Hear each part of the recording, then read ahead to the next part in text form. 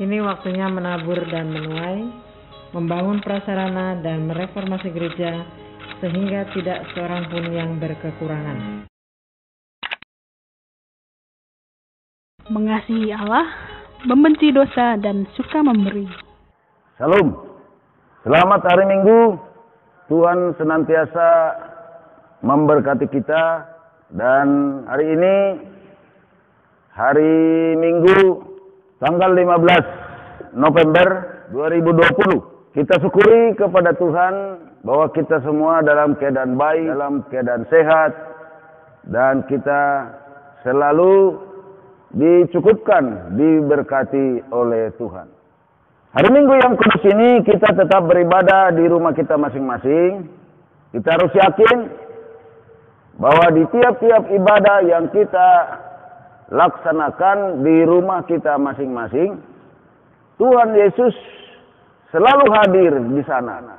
Hadir di rumah kita ketika kita beribadah kepada Dia. Dan itu adalah janji Tuhan. Di mana 2-3 orang berkumpul, di situ Tuhan Yesus hadir. Bapak Ibu saudara-saudara yang dikasihi Tuhan, sebelum kita merenungkan firman Tuhan pada minggu yang kudus ini, kita mendengar dulu satu pujian, Ku Sadari.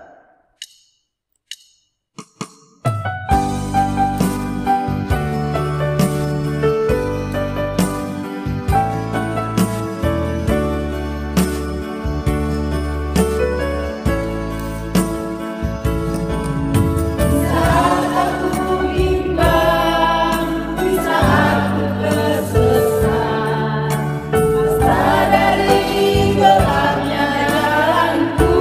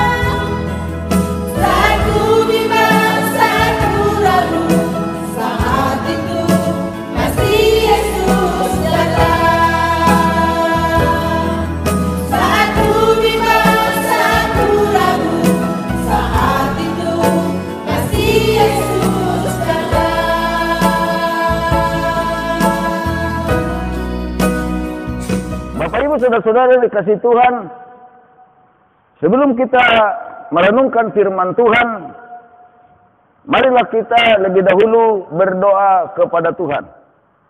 Bapa di surga, saat ini kami datang kepadamu. Sungguh kami bersyukur karena Tuhan selalu menolong kami, memelihara kami, memberkati kami, mencukupkan kami dari segala kebutuhan kami.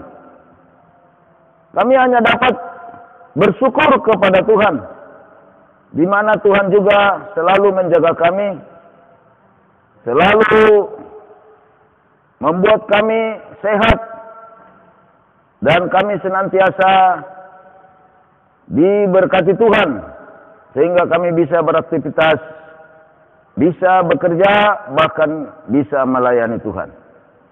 Bapa di surga, kami akan beribadah di rumah kami masing-masing.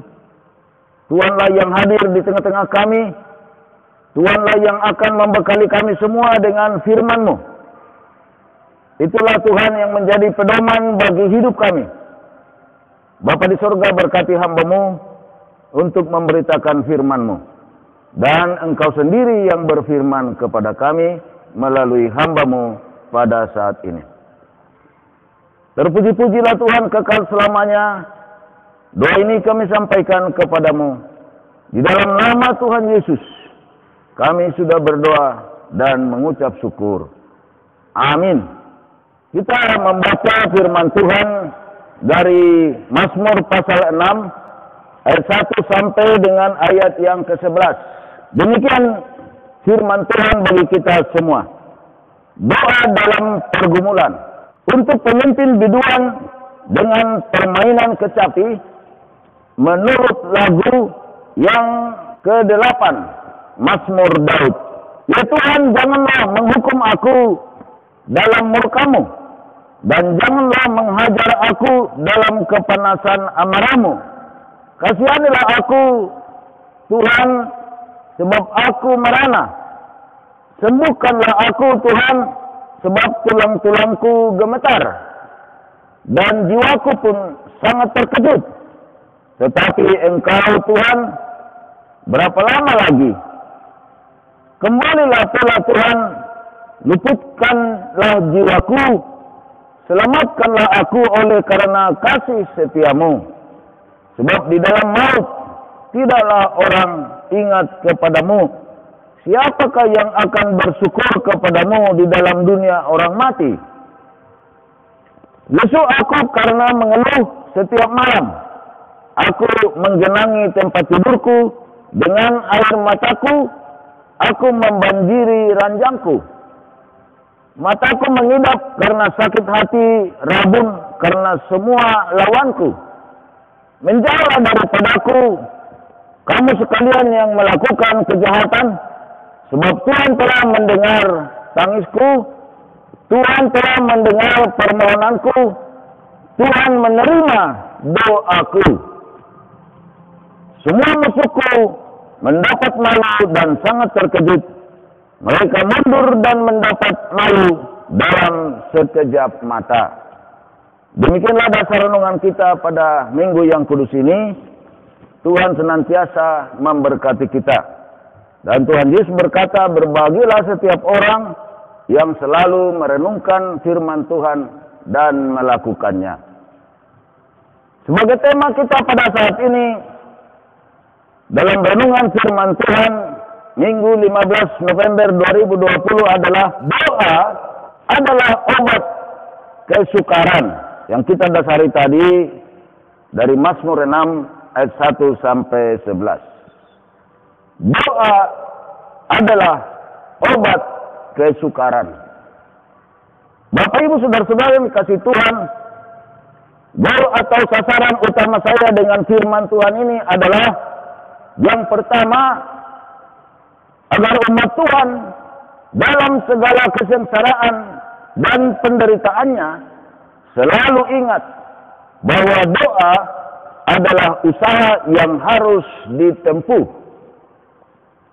Dan yang kedua, agar umat Tuhan dapat menyadari bahwa doa itu bagaikan obat yang terampuh untuk menyembuhkan segala tekanan dan penderitaan hidup. Bapak Ibu saudara-saudara yang dikasihi Tuhan, pepatah Belanda mengatakan verdrukking in mensen om te bieden, atau verdrukking et toe dat mensen bieden. Artinya di sini saya tidak pintar berbahasa Belanda, cuman saya mendapatkan pepatah Belanda ini dari satu tulisan. Artinya kesusahan memaksa orang untuk berdoa. Kesusahan membuat orang untuk berdoa. Memang kelemahan manusia adalah cepat putus asa, cepat menyerah kalau ada masalah berat yang dihadapinya. Firman Tuhan selalu mengajar kita untuk tidak cepat putus asa dan selalu ingat berdoa kepada Tuhan. Doa bagi kita bagaikan obat dalam kesukaran, dan inilah tema firman Tuhan kali ini untuk kita renungkan, yaitu doa adalah obat kesukaran. Ingwer Ludwig Nommensen, yang panggilan kehormatan padanya oleh orang Batak biasa disebut Opui Nommensen. Kata opui dalam bahasa Batak adalah opung atau kakek. Tapi maksud kata opui Nommensen di sini adalah yang dituakan, yang sangat dihormati sebagai seorang seorang orang tua atau opung. Dia adalah opung atau orang tua seluruh orang Batak yang sudah percaya kepada Yesus. Ingwer Ludwig Nommensen ini, atau disingkat namanya I.L. Nommensen, adalah penginjil atau misionaris di tanah Batak yang berasal dari Jerman. Karena pengabdiannya oleh suku Batak, Nommensen dijuluki orang Batak sebagai apostel atau rasul. Dia meninggal di Segupar, Tobasa Mesir pada tanggal 23 Mei 1918 di tengah-tengah suku Batak atau di tengah-tengah daerah orang Batak dia dimakamkan. Hasil pelayanannya selama dia hidup ialah berdiri gereja terbesar di tengah-tengah suku Batak, disebut Huria Kristen Batak Protestan atau HKBP. Nommensen pada usia 12 tahun dia mengalami kecelakaan. Sewaktu bermain dengan temannya, ia ditabrak kereta kuda yang menggilas kakinya sampai patah, dan terpaksa ia berbaring di tempat tidur berbulan-bulan lamanya. Ia diperiksa dokter, kakinya selalu bernanah, dan dokter mengatakan bahwa kakinya harus segera dipotong dan tidak ada jalan lain. Kalau tidak, Nommensen akan mengalami infeksi terus. Sepulang dari dokter, hati Nommensen sedih. Ia pikir hanya berjalan dengan satu kaki dan tentu teman-temannya akan mengejeknya si kaki satu. Hati Nommensen sedih. Lalu Nommensen kesan dengan firman Tuhan dari Yohanes pasal 16 23 sampai 26. Dan pada hari itu kamu tidak akan menanyakan apa-apa kepadaku.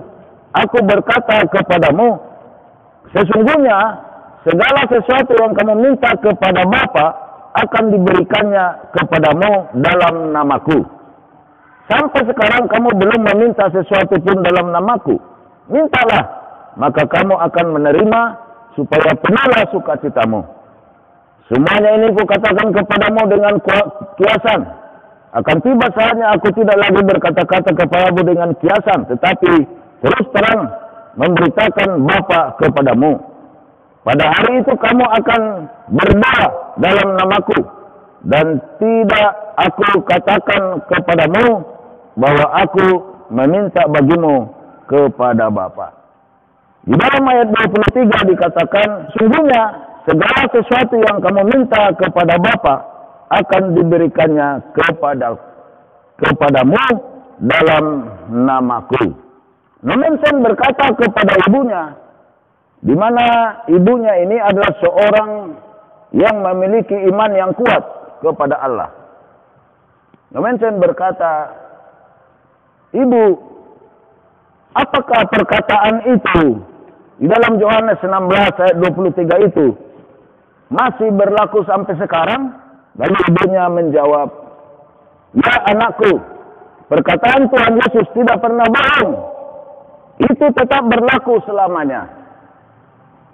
Lalu Nomensen berkata, kalau begitu, marilah kita minta kepada Tuhan supaya kakiku tidak dipotong dan bahkan Tuhan menyembuhkan aku. Sejak saat itu Nomensen selalu bersungguh-sungguh berdoa kepada Tuhan. Dalam doanya, Nomensen berjanji, kalau sembuh, dia akan pergi memberitakan Injil kepada orang-orang yang masih menyembah berhala atau orang-orang kafir. Nomensen berpikir bahwa kalau meminta kepada Tuhan sesuatu, patutlah ia memberi sebuah janji yang harus dilaksanakannya. Kemudian 6 minggu berlalu, kaki Nomensen sembuh secara total. Dan sesudah ia selesai sekolah teologi, Nomensen pergi ke Tanah Batak, memberitakan Injil, dan dia meninggal di Tanah Batak. Akhirnya dari hasil pelayanannya di Tanah Batak, berdirilah gereja Huria Kristen Batak Protestan atau HKBP, yaitu gereja terbesar di Tanah Batak, dan sekarang sudah ada di berbagai kota di Indonesia. Doa adalah obat mujarab dari kesengsaraan Nomensen. Dan demikian juga lah untuk kesengsaraan kita sekarang ini. Doa adalah obat kesengsaraan kita. Dalam Mazmur 6 ayat 1-11 ini, terlihat si pemazmur berdoa akibat kesukarannya. Dan kalau ada perbuatan dosa yang mengakibatkan kesengsaraannya, dia berdoa agar Tuhan mengampuninya serta memulihkannya. Doa pemazmur ini dilandasi 4 hal. Yang pertama, kemalangannya sedemikian parah sehingga tubuhnya bagai remuk dan kekuatan batinnya, yaitu akal dan jiwanya, sudah sedemikian susah. Itu yang kita baca di ayat 3 sampai ayat yang keempat. Kasihanilah aku Tuhan sebab aku merana, sembuhkanlah aku Tuhan sebab tulang-tulangku gemetar dan jiwaku pun sangat terkejut. Tetapi Engkau Tuhan berapa lama lagi? Jadi jiwanya sudah sedemikian susah. Di samping fisiknya sudah rapuh. Sehingga ia hanya menunggu pertolongan Tuhan dan tidak ada yang lain. Semata-mata dia hanya menunggu pertolongan Tuhan. Dan si pemazmur dalam segala kesengsaraannya atau fisik maupun psikisnya atau jiwanya hanya dapat berdoa memohon pertolongan kepada Tuhan. Itu yang kita lihat landasan yang pertama dari Mazmur pasal 6 ayat 1-11 ini. Landasan yang kedua dari Mazmur ini adalah andalan si pemazmur hanya belas kasihan Tuhan atau kasih setia Tuhan, tidak ada yang lain. Hal ini dilakukan dalam doa dan penuh pengandalan diri hanya kepada Tuhan, kepada kasih setia Tuhan semata. Itu yang kita baca di ayat yang kelima. Kembalilah pula Tuhan, luputkanlah jiwaku, selamatkanlah aku oleh karena kasih setiamu. Dan landasan yang ketiga dari Mazmur ini Yaitu si pemazmur memohon kepada Allah untuk kemurahan Tuhan, dan janganlah kiranya oleh karena murka Tuhan sehingga dia binasa. Orang yang sudah binasa atau yang sudah mati tentu tidak dapat lagi berpengharapan kepada kasih setia Tuhan dan mengharapkan pertolongan daripada Tuhan. Dan landasan yang terakhir, yaitu yang keempat dari pemazmur ini, akhirnya si pemazmur bersaksi kepada orang-orang yang memusuhinya dan yang berbuat jahat kepadanya, bahwa akhirnya Tuhan mengabulkan doa-doanya. Tuhan telah menunjukkan campur tangannya atas kehidupan si pemazmur dan mendengar serta menjawab segala hal dalam pergumulan berat si pemazmur ini. Itu yang kita baca di dalam ayat 9 sampai 10. Dikatakan di sana, Tuhan telah mendengar tangisku, Tuhan telah mendengar permohonanku, Tuhan menerima doaku. Dan hal ini membuat musuh pemazmur mundur dan malu dalam usaha mereka untuk menghancurkan si pemazmur ini. Bapak Ibu saudara-saudara yang dikasihi Tuhan, dari hal di atas kita memperoleh perenungan firman Tuhan ini untuk kehidupan kita. Ada 3 hal yang kita bisa ambil sebagai perenungan untuk kehidupan kita di zaman sekarang ini. Yang pertama, jika kita mengalami kesengsaraan hidup, sangat perlu kerendahan hati, penyesalan di hadapan Tuhan, dan memohon kemurahan Tuhan dan kasih setianya memperbaharui hidup kita dan memulihkan hidup kita. Itu yang kita baca tadi, ayat 2 sampai ayat yang ke-6 ini. Kita perlu mengevaluasi hidup kita. Jika kita mengalami kesulitan, kesengsaraan hidup, cobalah cek, cobalah evaluasi. Apakah ada hal yang kita perbuat sehingga Tuhan murka dan menghukum kita dengan kesengsaraan, atau Tuhan membiarkan kita sengsara oleh karena Tuhan sudah menyerahkan kita kepada kesengsaraan itu. Dosa dan kejahatan membuat manusia tidak lagi memperoleh berkat-berkat Tuhan. Itu yang kita selalu baca dan pasti banyak yang mengingatnya.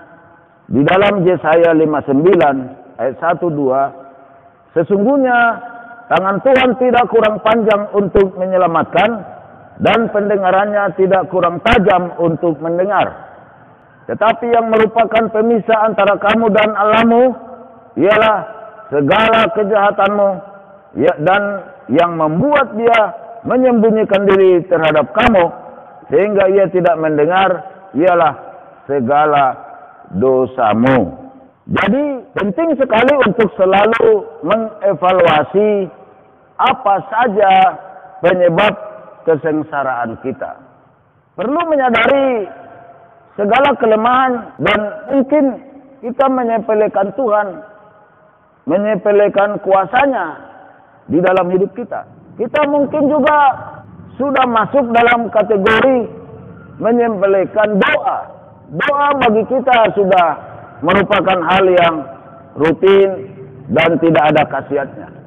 Mungkin juga kita sudah menyepelekan ibadah-ibadah kita. Kalau tiba hari Minggu, malah kita tidak lagi serius untuk mendekatkan diri kepada Tuhan di dalam ibadah. Kita tidak lagi melaksanakan ibadah kita kepada Tuhan sebagai tanda syukur kita. Kita tidak lagi beribadah kepada Tuhan sebagai suatu hal yang kita tunjukkan untuk mengandalkan Tuhan, tidak memerlukan ibadah. Kita sudah melupakan bahwa hari Minggu adalah hari beribadah kepada Tuhan. Hari Minggu adalah hari untuk berdoa bersama-sama dengan keluarga, terutama di dalam musim pandemi. Kita masih belum beribadah bersama-sama tatap muka di rumah Tuhan atau di gereja. Kita masih tetap beribadah di rumah kita masing-masing. Dan ini masih lebih aman bagi kita. Karena kita tahu bahwa virus COVID-19 ini masih merajalela di mana-mana. Kita tidak tahu dia berada di mana. Oleh karena itu, lebih nyaman kita, lebih baik kita untuk sementara ini beribadah di rumah kita masing-masing. Tetapi kalau di rumah masing-masing, jangan sampai kita tidak beribadah. Jangan sampai kita hanya nonton TV. Jangan sampai kita hanya ngopi-ngopi. Kita hanya duduk-duduk, ngerumpi bersama tetangga-tetangga kita atau teman-teman kita, dan kita tidak mau tahu untuk beribadah kepada Tuhan.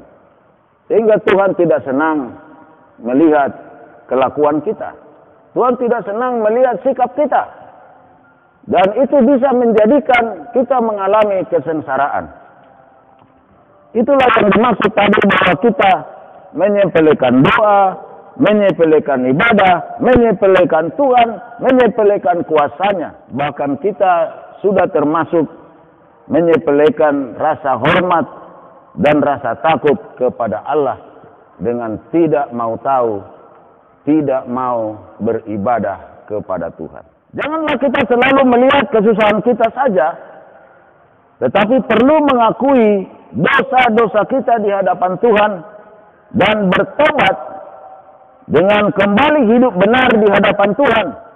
Tuhan kita adalah Tuhan yang penuh belas kasihan, kasih setianya tidak pernah berubah. Jika kita menyesali dosa dan perbuatan kita, Tuhan setia dan adil, sehingga Ia mengampuni segala dosa dan kejahatan kita.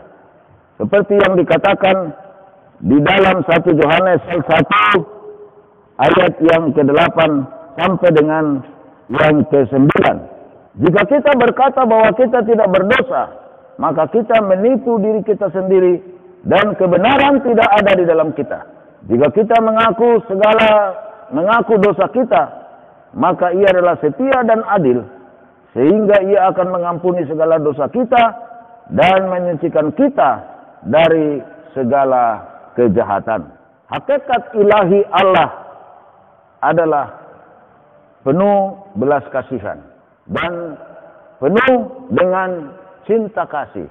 Kalau dilihatnya kita sudah bertobat dan selalu mencari Tuhan dengan sungguh-sungguh, maka Tuhan akan memulihkan hidup kita, serta Tuhan akan memberkati kehidupan kita. Jadi ingat, Tuhan selalu menunggu kita untuk bertobat dan memohon pengampunan, maka Tuhan akan memulihkan serta memberkati kita. Perenungan yang kedua dari firman Tuhan yang kita sudah ulas tadi adalah bahwa dengan kesusahan yang kita alami, jangan salahkan siapa-siapa, terutama jangan salahkan Tuhan.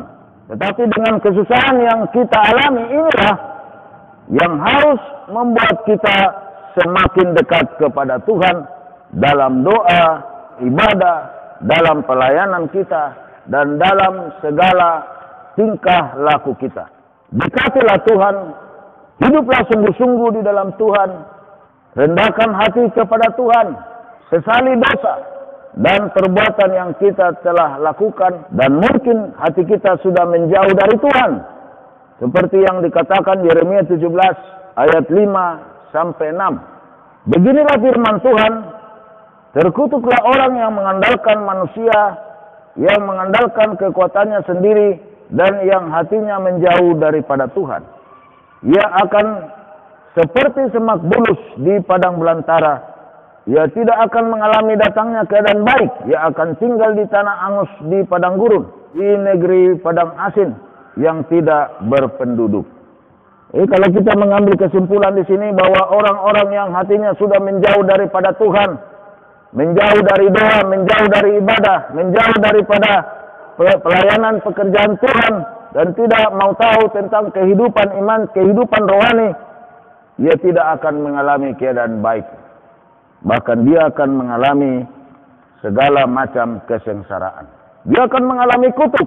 Tuhan tidak pernah melewati orang yang sudah berubah, yang sudah bertobat, dan yang sungguh-sungguh hidup di dalam Tuhan. Tuhan punya hati yang penuh belas kasih, hati yang penuh dengan cinta kasih. Dan Tuhan tidak pernah melewati doa-doa yang sungguh-sungguh dipanjatkan kepadanya. Coba kita perhatikan dulu beberapa bagian dari ayat-ayat firman Tuhan. Kita membaca dulu Keluaran pasal 2 ayat 23 sampai 24. Lama sesudah itu matilah Raja Mesir, tetapi orang Israel masih mengeluh karena perbudakan. Dan mereka berseru-seru sehingga teriak mereka minta tolong karena perbudakan itu sampai kepada Allah. Dan Allah mendengar mereka menyerang, lalu ia mengingat kepada perjanjiannya dengan Abraham, Ishak dan Yakub.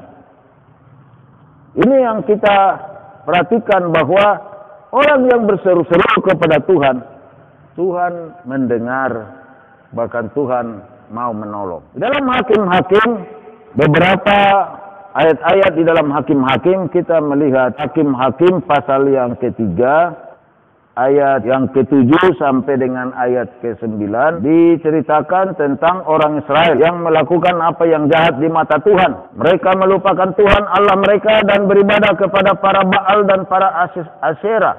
Lalu bangkitlah murka Tuhan terhadap orang Israel, sehingga ia menjual mereka kepada Kusyan Risataim, Raja Aram Mesopotamia. Dan orang Israel menjadi takluk kepada Kusyan Risataim 8 tahun lamanya. Lalu berserulah orang Israel kepada Tuhan, maka Tuhan membangkitkan seorang penyelamat bagi orang Israel, yakni Otniel, anak Kenas, adik Kaleb.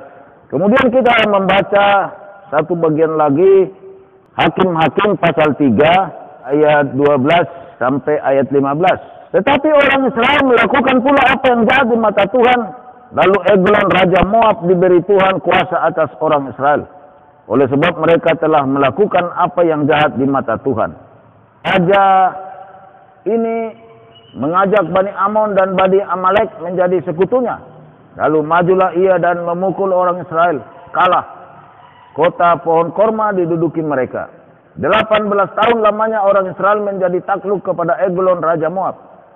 Lalu orang Israel berseru kepada Tuhan, maka Tuhan membangkitkan bagi mereka seorang penyelamat, yakni Ehud, anak Gera, orang Benyamin, seorang yang kidal. Dengan perantaraannya orang Israel biasa mengirimkan upeti kepada Eglon, Raja Moab. Kemudian kita membaca lagi Hakim-Hakim pasal 4 ayat 1 sampai 3. Setelah Ehud mati, orang Israel melakukan pula apa yang jahat di mata Tuhan. Lalu Tuhan menyerahkan mereka ke dalam tangan Yabin, Raja Kanaan, yang memerintah di Hasor. Panglima tentaranya ialah Sisera, yang diam di Haroset Hagoyim. Lalu orang Israel berseru kepada Tuhan, sebab Sisera mempunyai 900 kereta besi. Dan 20 tahun lamanya ia menindas orang Israel dengan keras. Terakhir di Hakim-Hakim 6 ayat 1 sampai 8. Tetapi orang Israel melakukan apa yang jahat di mata Tuhan, sebab itu Tuhan menyerahkan mereka ke dalam tangan orang Midian 7 tahun lamanya.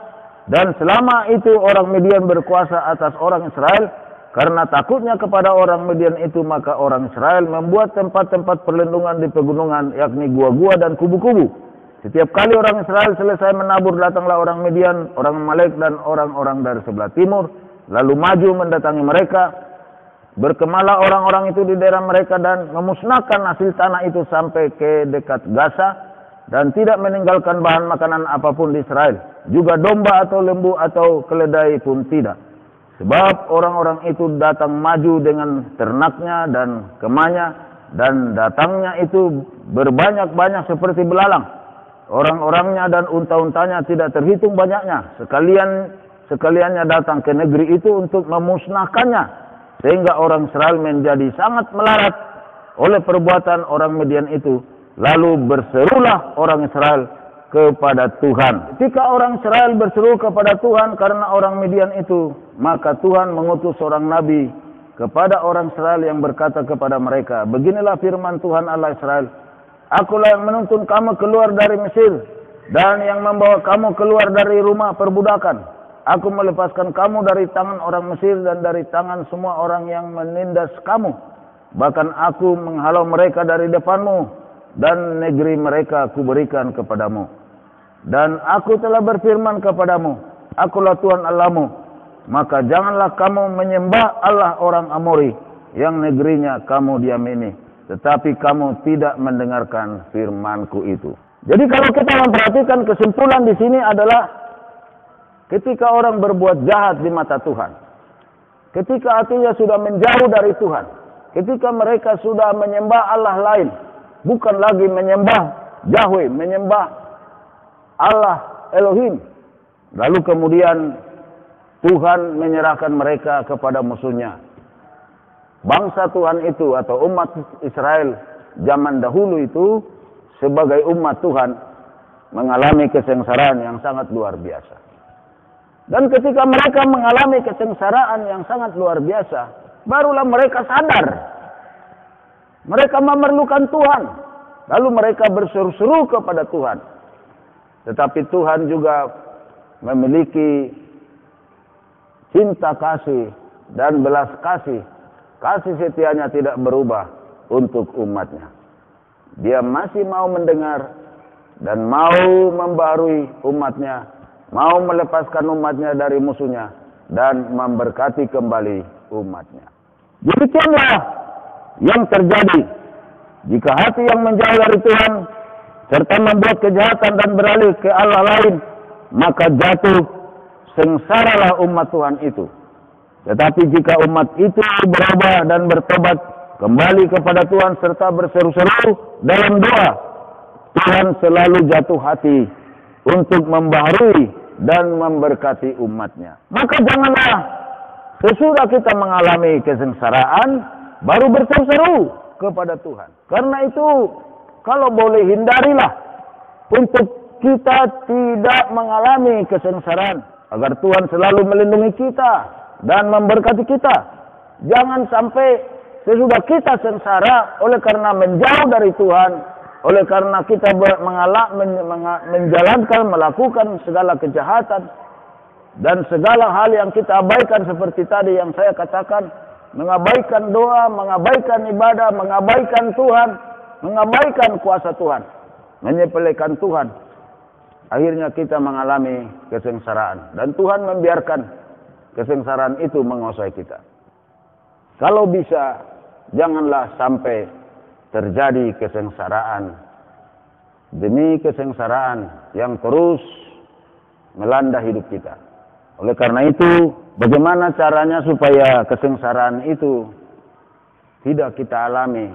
Maka hiduplah dengan baik dan sungguh-sungguh di dalam Tuhan. Bapak Ibu saudara-saudara yang dikasihi Tuhan. Hal perenungan ketiga dari firman Tuhan yang kita baca tadi, yaitu selalu bersabar daripada Tuhan. Itu yang kita baca tadi di dalam Mazmur 6 ayat 4 sampai 8 tadi. Pemazmur berkata ayat 4, dan jiwaku pun sangat terkejut, tetapi Engkau Tuhan berapa lama lagi? Pemazmur sepertinya sudah mulai mempertanyakan kapan Tuhan akan menolongnya. Dia sudah mengalami keadaan yang sangat gawat. Fisiknya sudah mau hancur, jiwanya sudah mau hancur, tetapi belum ada pertolongan daripada Tuhan. Jadi kalau kita membaca ayat 4 ini, pemazmur mendesak-desak Tuhan. Oleh karena itu Bapak Ibu saudara-saudara kasih Tuhan, janganlah mendesak-desak Tuhan segera menolong kita kalau mengalami kesengsaraan. Tuhan kita itu bukanlah Tuhan yang tidak punya hati dan Tuhan yang tidak punya perasaan. Juga Tuhan kita bukan Tuhan yang selalu mengulur-ulur waktu untuk menolong kita. Di dalam Lukas pasal 18 ayat yang ke-7 sampai dengan ayat 8, demikian dikatakan oleh Tuhan Yesus. Tidakkah Allah akan membenarkan orang-orang pilihannya yang siang malam berseru kepadanya? Dan adakah ia mengulur-ulur waktu sebelum menolong mereka? Aku berkata kepadamu, ia akan segera membenarkan mereka. Akan tetapi, jika anak manusia itu datang, adakah ia mendapati iman di bumi? Jadi kalau kita perhatikan di sini, bahwa Tuhan akan datang tepat pada waktunya untuk menolong kita dari segala kesengsaraan kita. Tuhan tahu waktu. Tuhan sedih jika kita terus sengsara. Tuhan tidak mau kita terus mengalami penderitaan. Atau Tuhan tidak mau kita berada terus di dalam penderitaan. Bahkan Tuhan tidak mengingini kesengsaraan dan kebinasaan umatnya. Ini yang kita baca di dalam kitab Yehezkiel pasal 18 ayat yang ke-32. Sebab aku tidak berkenan kepada kematian seorang yang harus ditanggungnya. Demikianlah firman Tuhan Allah. Oleh sebab itu, bertobatlah supaya kamu hidup. Jadi Tuhan tidak menginginkan kematian umatnya. Oleh karena segala perbuatan dosa. Oleh karena hatinya menjauh dari Tuhan. Tuhan akan segera menolong dan memberi serta memberkati kita jika kita bertobat dan kembali hidup sungguh-sungguh kepada Tuhan. Karena itu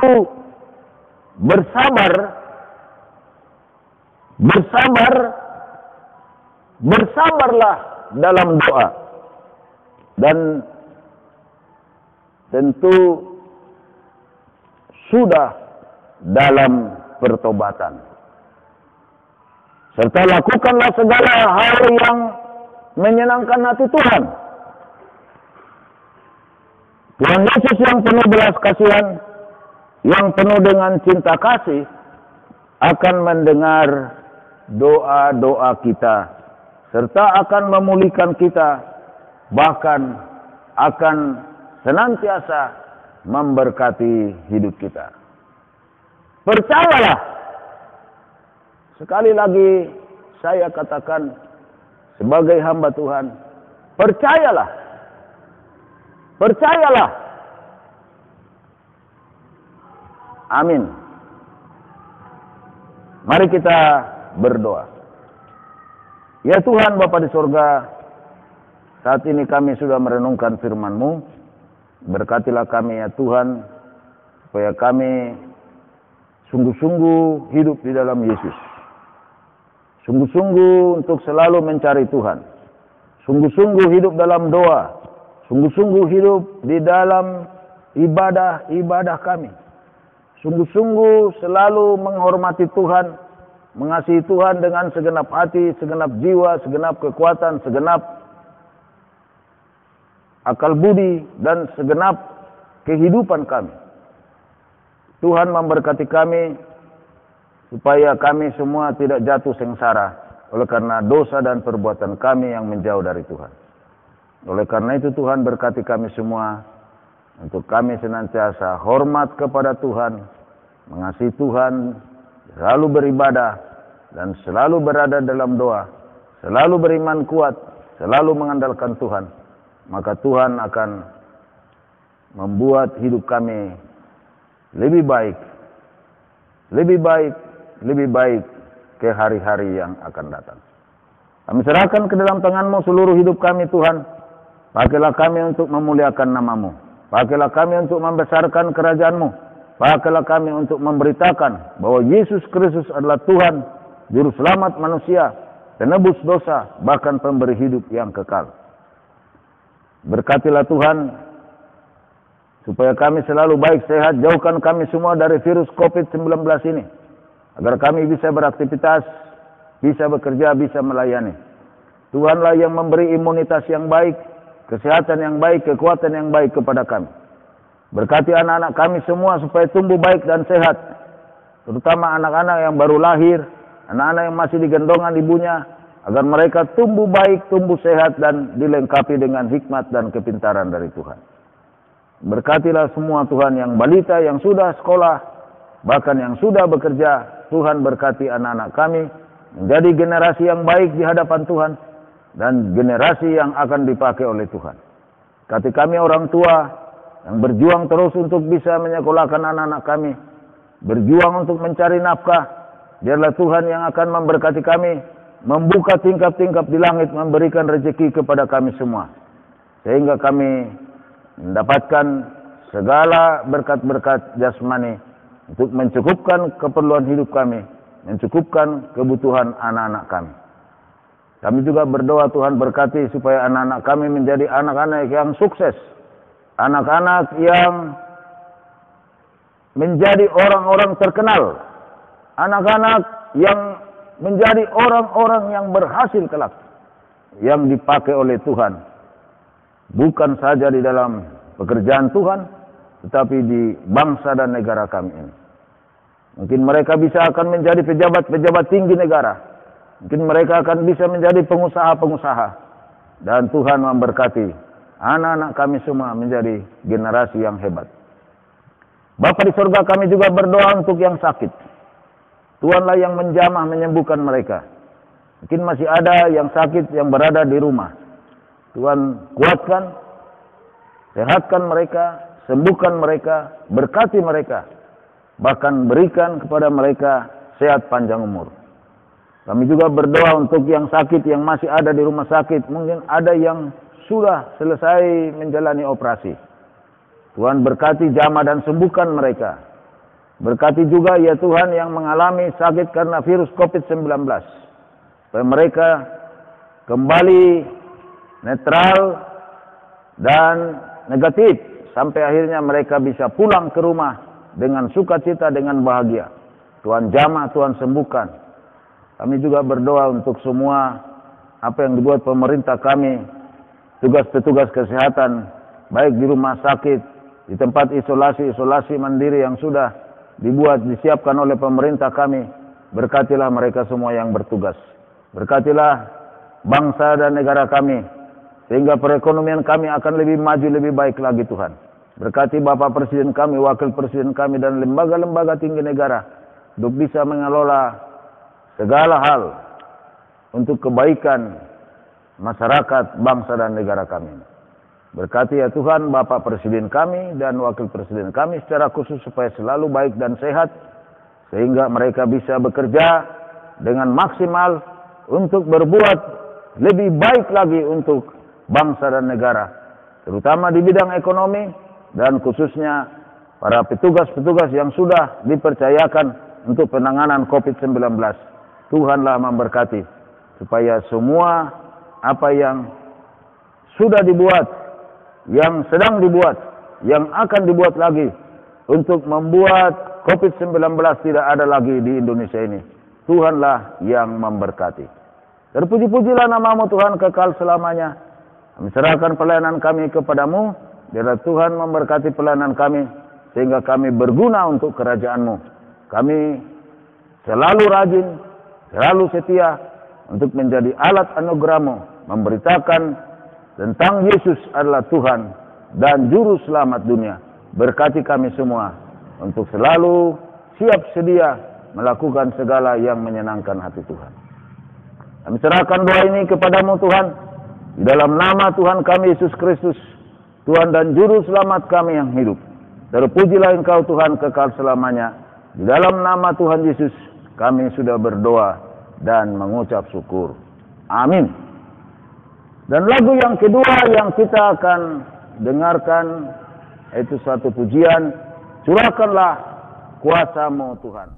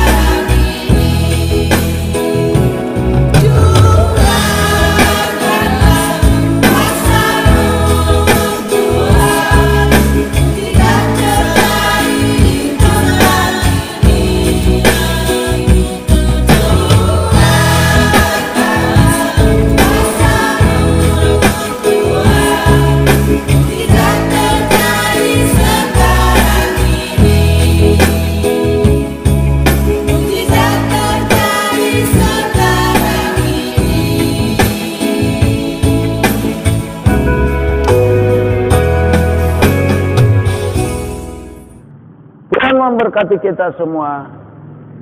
Amin. Selamat hari Minggu. Tuhan Yesus memberkati.